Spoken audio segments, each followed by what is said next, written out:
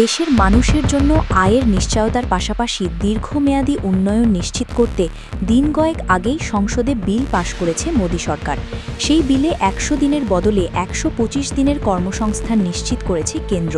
আর এবার বিজেপি ক্ষমতা এলে পশ্চিমবঙ্গে ২০০ দিনের কাজের নিশ্চয়তা দেওয়া হবে বলে ঘোষণা করলেন রাজ্যের বিরোধী দলনেতা শুভেন্দু অধিকারী।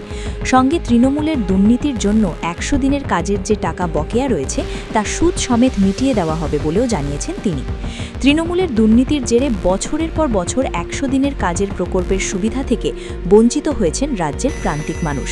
গরিব মানুষের টাকা যারা নয়ছয় করেছে, কেন্দ্রের বারবার অনুরোধ সত্ত্বেও সেই সব তৃণমূল নেতাদের বিরুদ্ধে পুলিশে অভিযোগ দায়ের করেনি মমতা বন্দ্যোপাধ্যায়ের সরকার।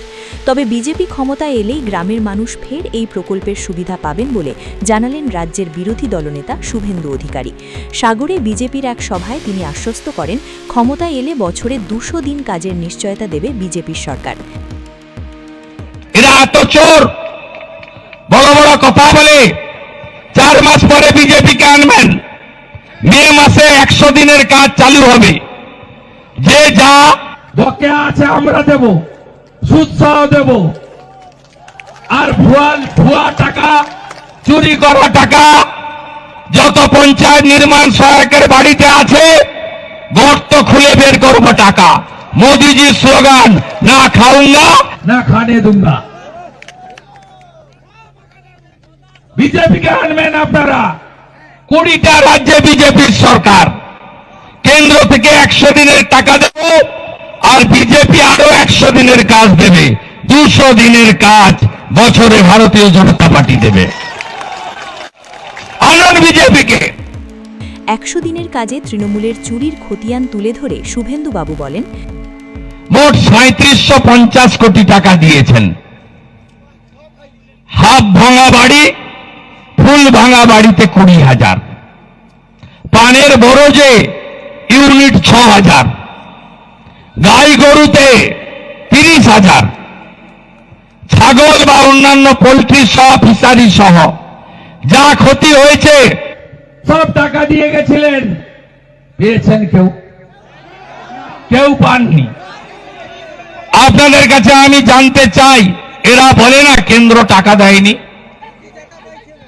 আমি বলি ১০০ দিনের কাজ ২০০৪ থেকে ২০১৪ কংগ্রেসের সময় মমতা ব্যানার্জিও মন্ত্রিসভায় ৩ বছর ছিলেন। কত টাকা দিয়েছিল মনমোহন সিং এর সরকার? ১৪,৬৫৪ কোটি টাকা। নরেন্দ্র মোদীজির সরকার ১৪ থেকে ২২ পর্যন্ত কত টাকা দিয়েছেন?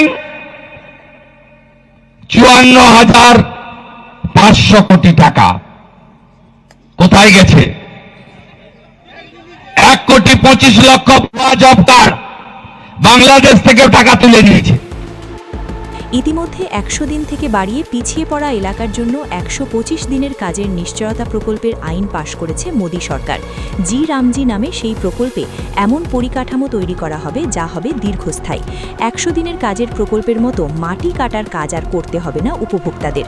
তার বদলে তৈরি হবে রাস্তা, সেতুর মতো পরিকাঠামো যা দীর্ঘদিন ব্যবহার করতে পারবে দেশবাসী। ব্যুরো রিপোর্ট, মাধ্যম। अरुणाचल सरकार का संकल्प 5 प्रतिज्ञा: शिक्षा से सशक्त भविष्य, कृषि से समृद्धि का, प्रकृति का साथ विकास, हर घर तक ग्रीन एनर्जी, पर्यटन से नई पहचान। इन प्रतिज्ञाओं के माध्यम से हम बनाएंगे ऐसा अरुणाचल सुंदर, स्वच्छ, सुरक्षित, शिक्षित, स्वस्थ और समृद्ध। हमारा वादा, विकास भी विरासत भी।